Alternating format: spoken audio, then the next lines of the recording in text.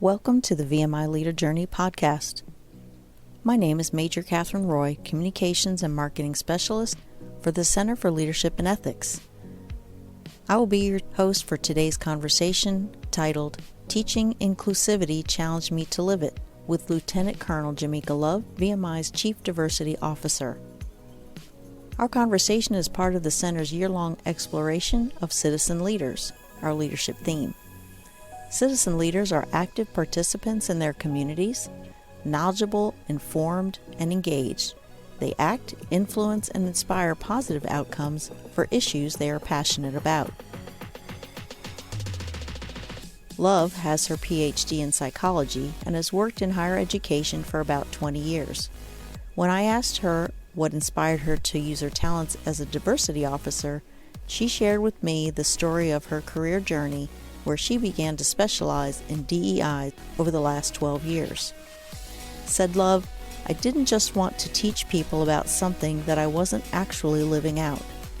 During our conversation, you will learn how she has challenged herself to seek out opportunities to connect in diverse settings, to incorporate feedback in her programming, and her one-word approach for teaching diversity, equity, and inclusion at VMI. Dr. Love is a citizen leader. We hope you enjoy this episode. Connect with us and tell us what you think. Let's dive into today's conversation. Let's start with an introduction. Tell us a little bit about your background and why VMI. Sure. Why VMI is my favorite question. I've been in higher ed 20 years. So when I was an undergrad, I said, I never want to leave. So I was determined to find a way to never leave a college campus. It worked out pretty well. I've been able to work in higher ed and absolutely love working with college students. I applied for VMI. I saw the job and I read it and I said, wow, this place sounds really interesting. I always like to be at colleges that I think have something special, something unique. And I thought that about VMI, particularly about the cadets. When I read about the mission and what they sign up for, right? Being able to be people who I think are really selfless. When you think about the fact that many of them commission, over half, willing to go serve their country and put themselves on the line for people they will never meet. How much more of a foundation could you use for inclusive excellence, for diversity, equity, inclusion than that? I just thought, wow, these have got to be some special kinds of students. So I said, oh, I want to try this. I want to apply and see what happens. And I figured I'd never get the job. I don't have any military background, and I figured it's a military college. And so they want somebody who has military experience. But that higher ed experience is awesome because it fits right in. We are an institution of higher education with a military foundation. So, I just thought VMI sounds like a good place to be. And you mentioned that you've been in some aspect of what you're doing now for 20 years. Can you talk a little bit about that? Boy, yeah. So I started off as a part-time resident director. This is how my whole career started off. Because again, I wanted to live on a college campus. So I figured, okay, I can do this part-time, I have a full-time job. And way back when, my parents had decided, notice they decided, I was going to be a doctor. My dad told me at 3 years old, you're going to be a doctor. 3 years old, that sounds great. Okay, I'm going to be a doctor. When you're actually trying to get that degree, you're like, why did I listen to you? But I remember thinking to myself, I'm going to get a doctorate in psychology. So that was my trajectory. But I still really wanted to stay on the college campus. So for a little while, I made that happen. I worked in higher ed part-time, but full-time. I did a couple of things. I was a fee-for-service counselor, and I was working with young people, kids mostly.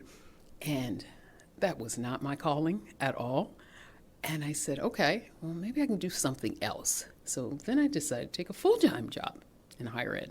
And that led to me being assistant director of student activities. I said, okay. And then I became associate director of residential life, director of residential life, and associate dean.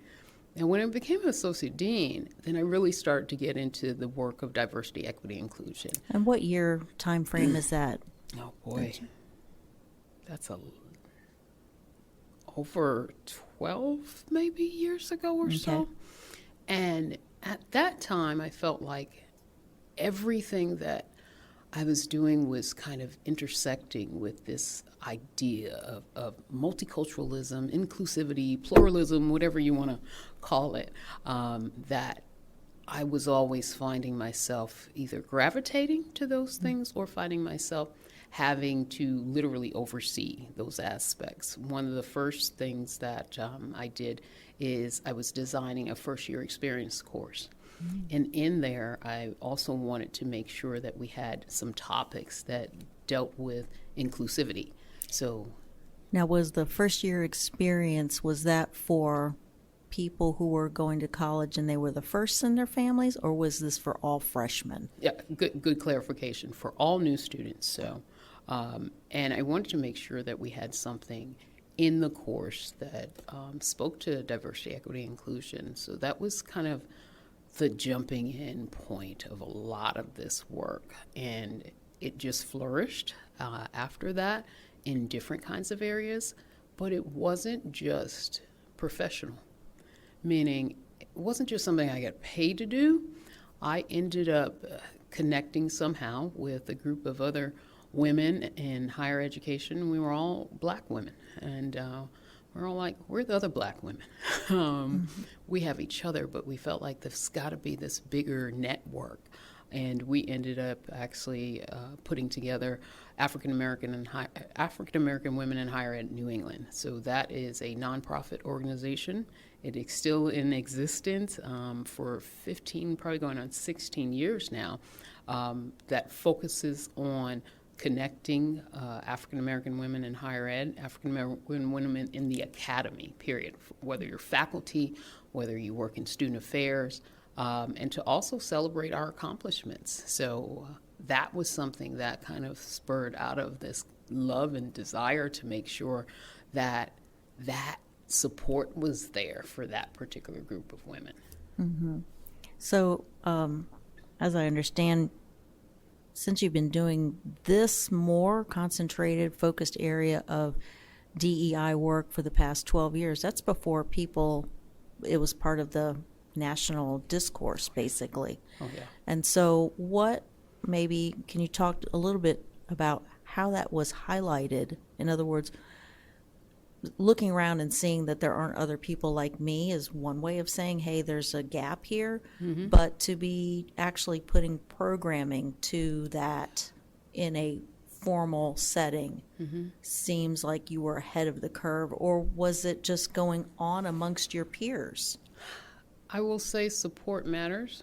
So I think there were conversations, it was going on with some of my peers, but I think how much you engaged in it really depended on how much your institution or your VP, whatever the case may be. Got to have that top-down championship, going on. That championship, that support, because there are times when it's like, oh no, we frown upon certain things at certain institutions. And so I didn't happen to feel that. I happened to feel my boss was one that if you brought him my idea, he said, okay, go ahead, you do it. So it was and it was a small institution. I also think that was helpful. Many hands make light work, but also if you have a small institution, you're doing more than one thing. You're doing several things. So it made a difference that I could then be in this area, even though it wasn't specifically something that I had to do based on my job description. Less bureaucracy, too, I should think. Yes, absolutely. So this year, our leadership theme at VMI that's sponsored by the center is citizen leaders. And you talked about being attracted to VMI because of the military background. Mm-hmm. And we're also talking about, we did in our leadership conference, about being engaged and active citizen leaders. That's right. And it sounds like, you and I had talked beforehand about the importance of walking the talk. Yeah. Can we bring some of those ideas together with the citizen leader theme, you and some of your personal experiences about living out these programs that you're actually putting into place? Absolutely. I always say, first of all, this is a lifelong journey. Learning should be a lifelong journey, and particularly when you talk about inclusive excellence. And let me just pause there and say, when you think about diversity, equity, and inclusion, we call it inclusive excellence here. So when you hear that, that's what I'm talking about. It's never something that you go from, when you're a student, you go from, okay, I'm a new student, this is my first year, this is my second year. That's not how it works when you think about inclusive excellence. It's more fluid than that, right? You don't go to another level, quote unquote. You just go to another space. And for me, I always knew it was important. This isn't everything you do, but I didn't just want to teach people about something that I wasn't actually living out, that I wasn't actually doing, right? That I didn't have any experience in. And at the end of the day, one of the things that, even when you look at the research, it talks about how when you as a person have personal connections and relationships with people who are different from you, that is what moves the needle in terms of inclusivity, having those relationships. And when I say relationships, I'm not just talking about people you say hi to or even people you see at work. I'm talking about people when you have to make a decision and you need advice, you pick up the phone and call those people. That's a different level of relationship because that's not the kind of relationship you have with everyone. So those are really deep relationships that help in this whole inclusivity piece. So for me, years ago, I went to this conference. I remember it like it was yesterday, and I was associate dean, and a guy named Soon-Chan Rah was speaking. And big conference, majority culture. So the majority of people who were at the conference were white.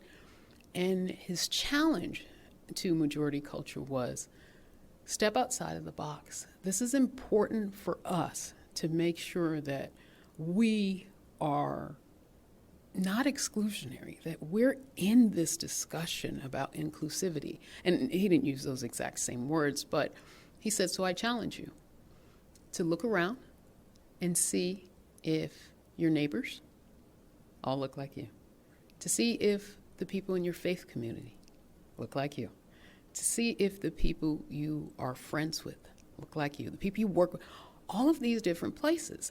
And I never forgot he said that. Even though he was talking to majority culture, for me it resonated. It was kind of a seed that fell on good ground, and I never forgot. Years later, and he also happened to be a pastor, and I said, oh, one day I'll go to his church.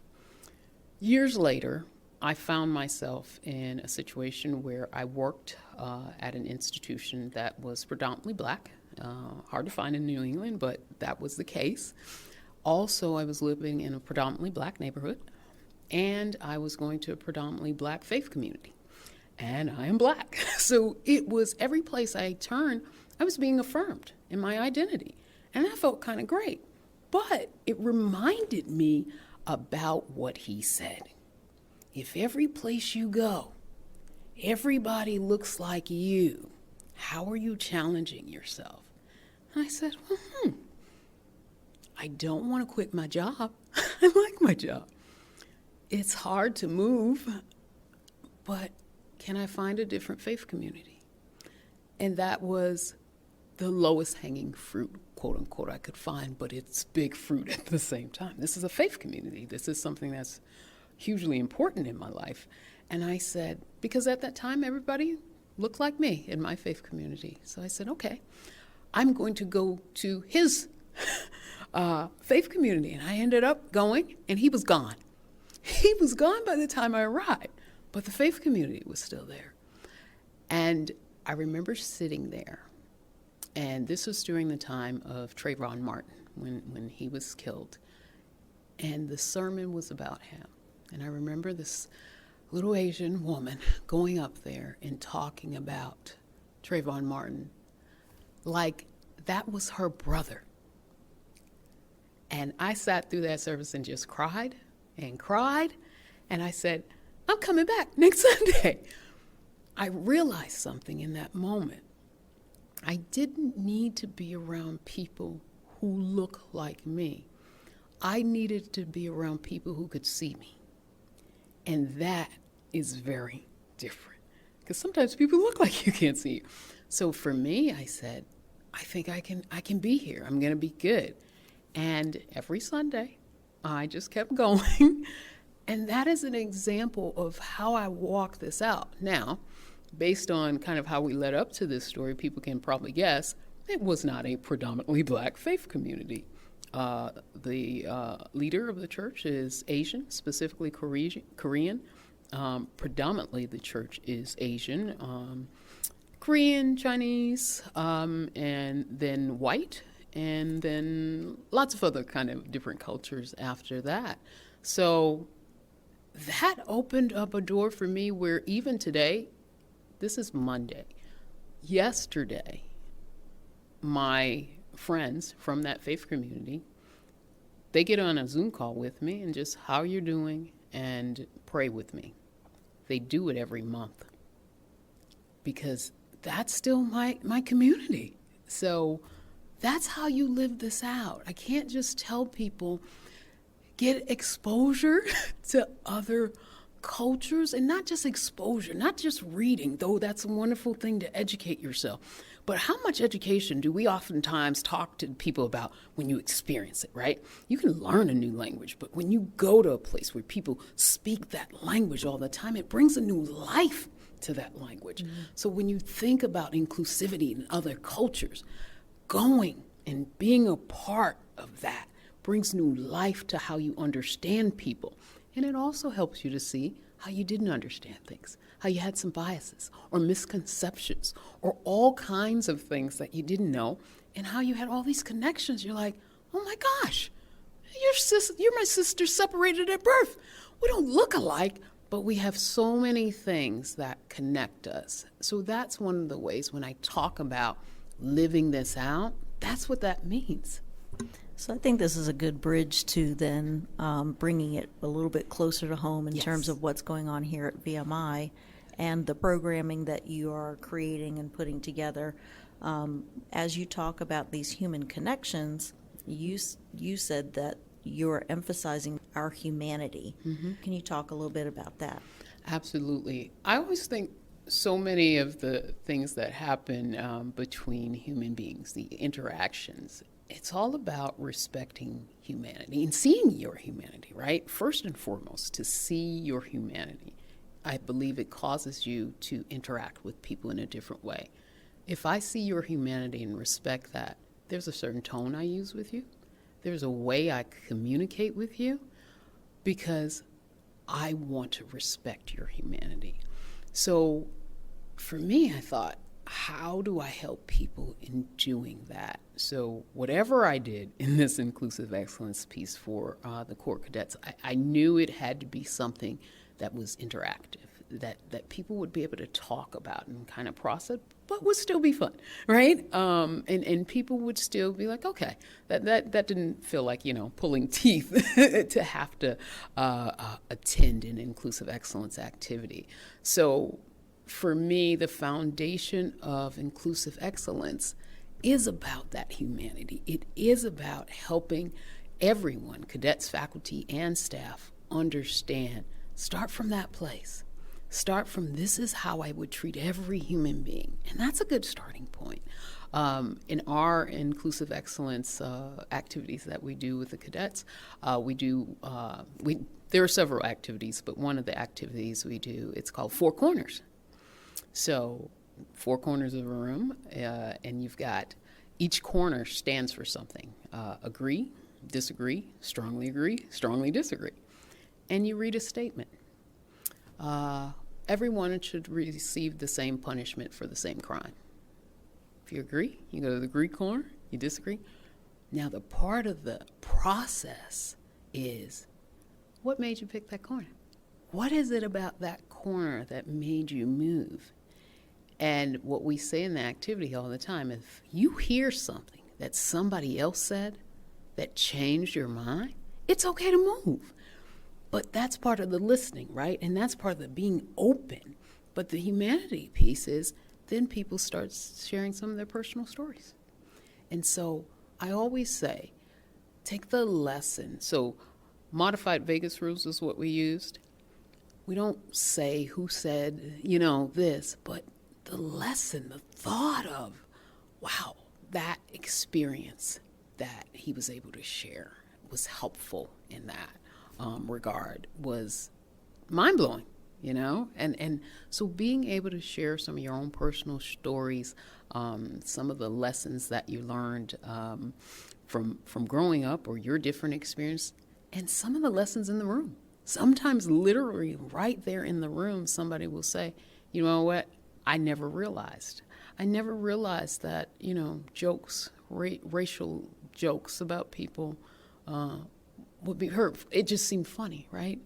Until I realized that somebody that I didn't know was of mixed race. They didn't look like that particular race, but I hurt them in telling that joke, right? I thought it was okay to make fun of people with different physical abilities, until I didn't realize that that person actually had a physical ability that I couldn't see right off. So sometimes that just gets us back to simple humanity. Being able to see that person is really important. So I try to make sure that that's part of what we're doing in Inclusive Excellence, starting off with that humanity and then having some really great conversations. And I always also say, this is not about changing people's minds, because that's a thing that people, oh, you want to change my mind. If I could change somebody's mind, I would be a billionaire, right? It is about helping cadets have difficult conversation, right? Challenging conversations. That's one of the things that was also recommended, to VMI to do that piece. But recommended or not, that's just a good thing. Think of the country right now. If we could have respectful, difficult, civil conversations, and how much further we would be. I look at these cadets, they are leaders for this and the next generation. So when I think about that, what that means is these are the individuals who are going to have these conversations. So I need to prepare them. I need to prepare them to be able to lead in a way, and this is connected with leadership, right? Because oftentimes you don't always, especially if you're commissioning, you don't get to choose who you lead, right? It's okay, you're assigned to this, and these are the people that you're leading. I would say it also is part of your continual learning process. So within the structure of a higher education environment, the ability to learn to listen and take in some viewpoints that weren't part of your regional culture, your family culture, your society, whatever, that is part of the maturing and growing that happens at ages 18 through 22-ish, in that. And so I don't think that it's unusual either for any institution of higher education to undertake this kind of let's call it leader development programming. And I think that will be an advantage to our cadets to go through these courses. Whatever it is they take from it now, it could be something that's useful in the future. I think I think you're correct that it's a lifelong process, hearing about. But I think it's the opportunity to develop the tools of listening and then adopting that new information. Is it useful? Is it not useful? And then incorporating that or not into your approach. Because we're educators. I say first and foremost, I am an educator, right? So my job is to educate simply.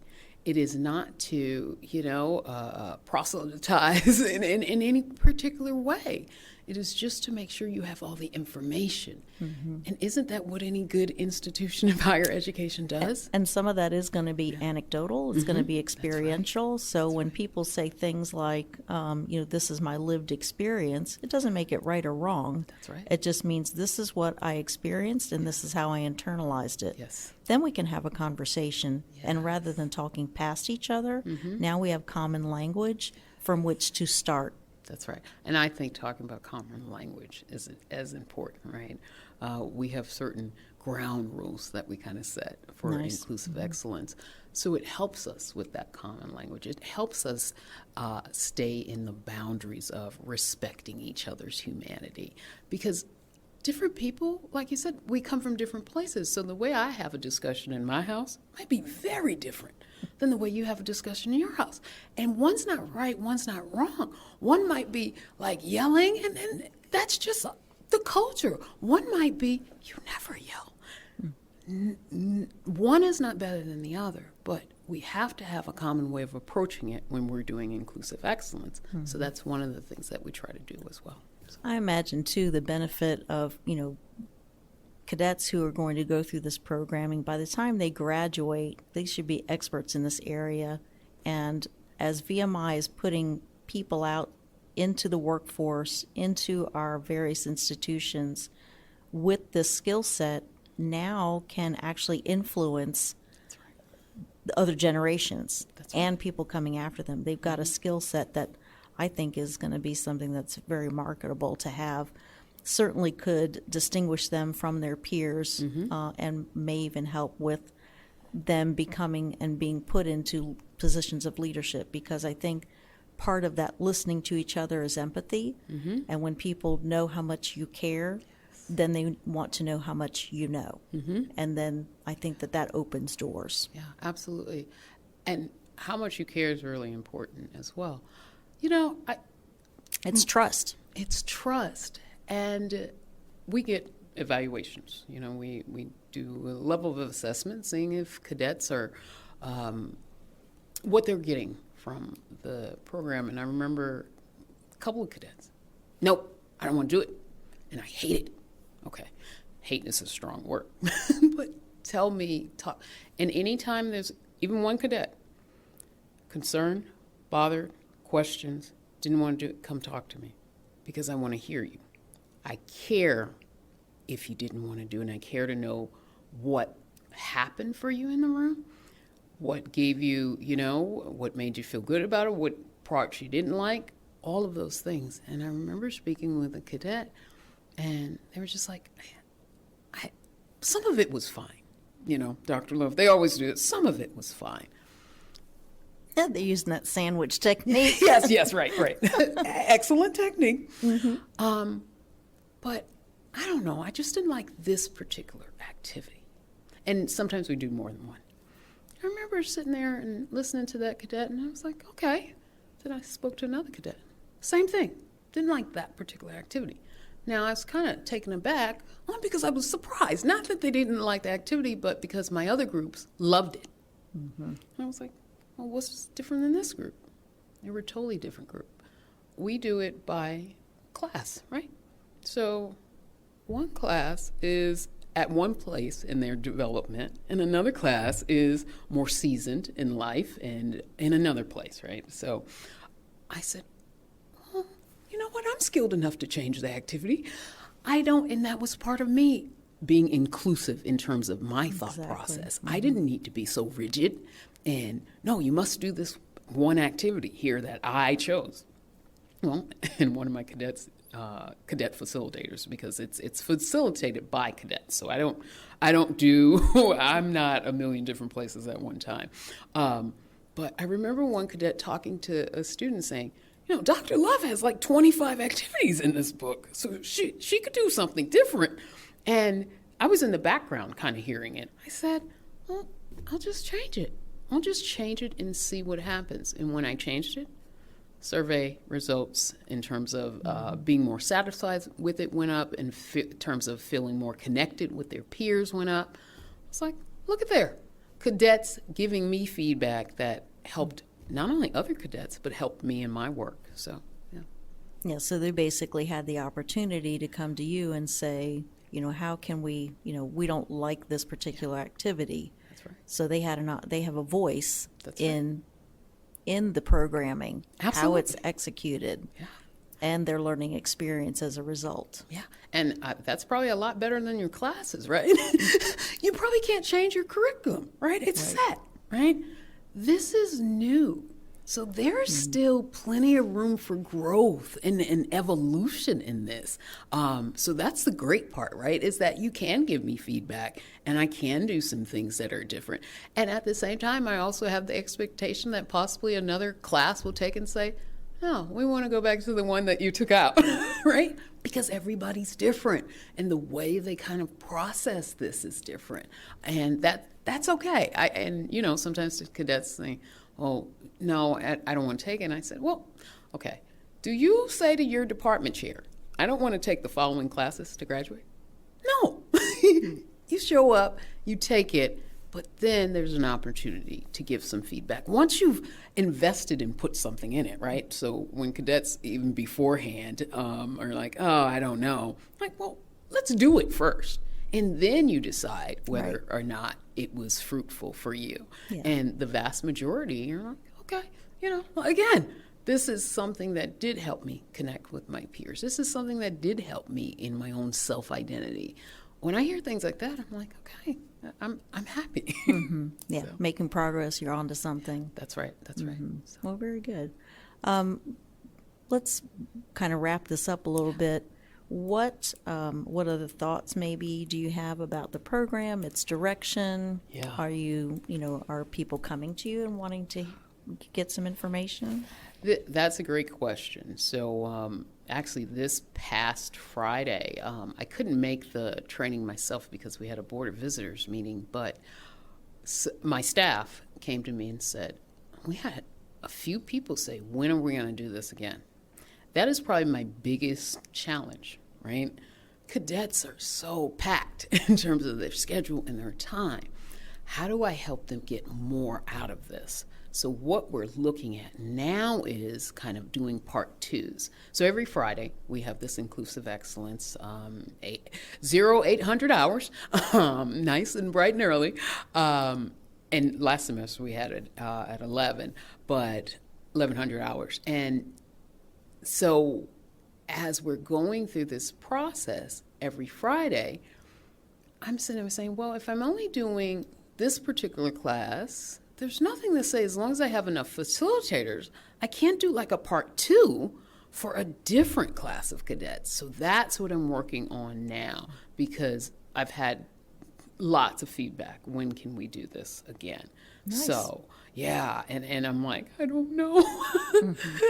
And I'm trying to figure that out. So I think that's what I'm going to start to look at. And as it continues to grow, it's going to change. It's going to evolve, and we'll tweak it. I could scratch all of this and do something totally different next year. But the point is that this is the first time in terms of doing this. So at the end of the day, I am okay with it kind of changing with the Corps of Cadets, and it's not just for the Corps of Cadets. So that's the other piece when you talk about where do I see it going next? Well, there's a growth that needs to happen for all of us, including myself. Like I said, it's a lifelong journey. So part of that is making sure that all the employees have an opportunity for this inclusive excellence training piece as well.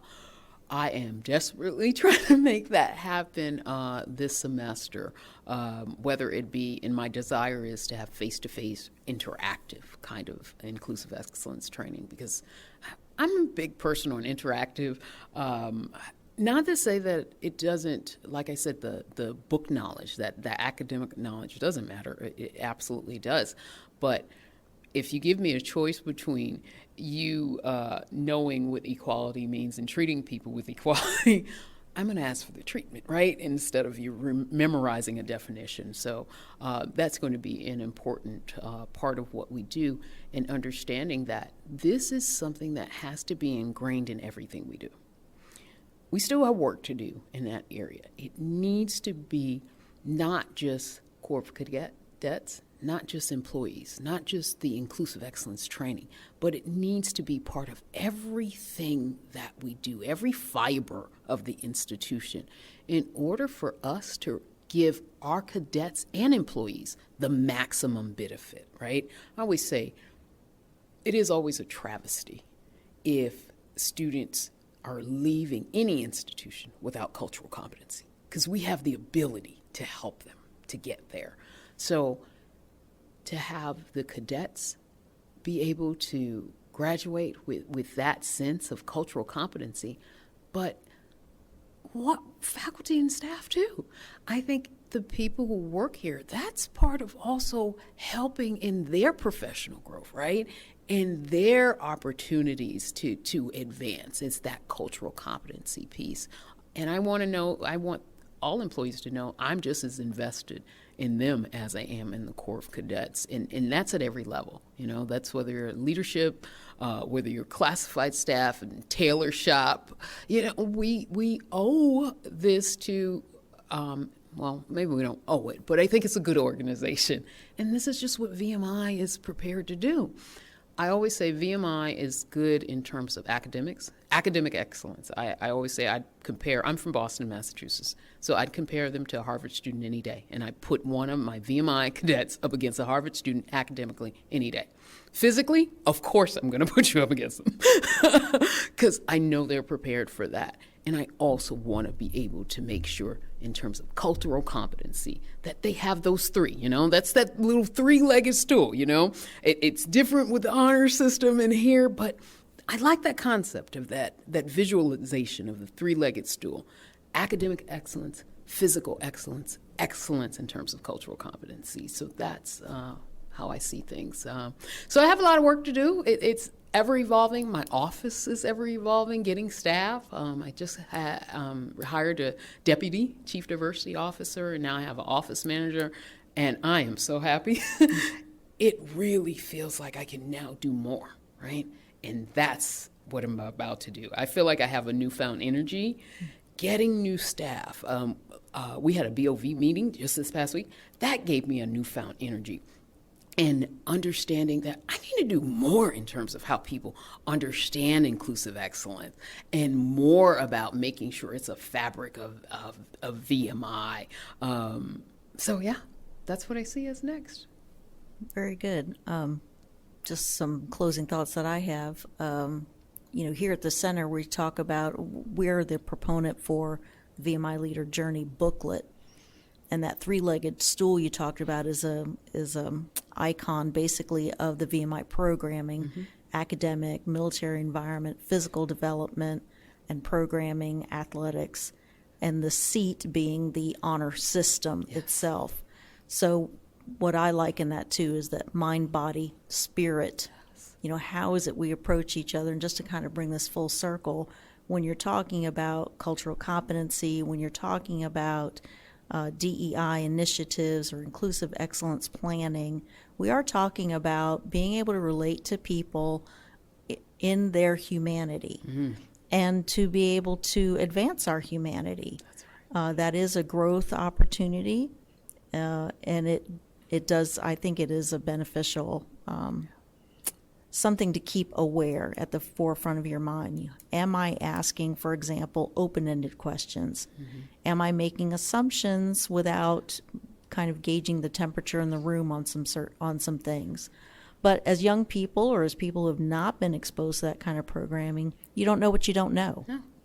And so I think that as we roll these programs out, just like we went through with our own core professional development programming, our center has launched 2 levels of that. One is the emerging leaders, which is a more extensive one, but the one preceding that is Lean Forward. So as brand new faculty members, you come in and just kind of get the essentials of what it is to operate in an environment such as VMI. What do you need to know? Some classroom management stuff, right. Just basic stuff to make sure we're all using the same language, we're all taking the same kind of approach in terms of onboarding employees. Then the next level being the emerging leaders.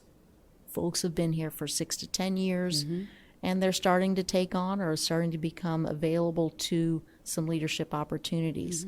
So what does that look like? So there's coaching, there's mentoring, there's role playing, there's all kinds of meeting management. So I see this inclusive excellence programming for the professional side of the house also something that's another tool in your toolkit for communications that I think would make a candidate stand out from their peers. So And that's VMI. That is we stand VMI. out. We don't do ordinary. That's exactly right. Very good. Well, thank you, Dr. Love, so much for your time and for your effort and for walking the talk of being inclusive, taking the feedback, and then building that into the programming where it makes sense. I think that in very short order, this will be something that helps VMI raise its profile nationally. Absolutely. And help our cadets and faculty no matter where they go on from here. So thank you again for your time. Thank you. On behalf of the VMI Center for Leadership and Ethics, we thank the following: Mr. Caleb Minus, VMI Class of 2020, for the intro and backing music. Find more of his musical stylings on his Instagram page, @MinusOfficial. That's @MYNUS Official. Colonel Dave Gray, PhD, U.S. Army retired, Director of the VMI Center for Leadership and Ethics. And of course, as always, our podcast guests. Find this podcast and other CLE programming information on the VMI Center for Leadership and Ethics website, vmi.edu/CLE.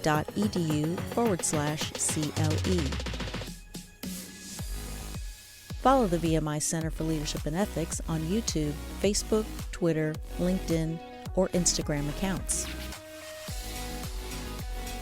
The VMI Center for Leadership and Ethics educates, engages, and inspires the VMI Corps of Cadets, VMI staff, faculty, and alumni, and listeners like you. Thanks for tuning in.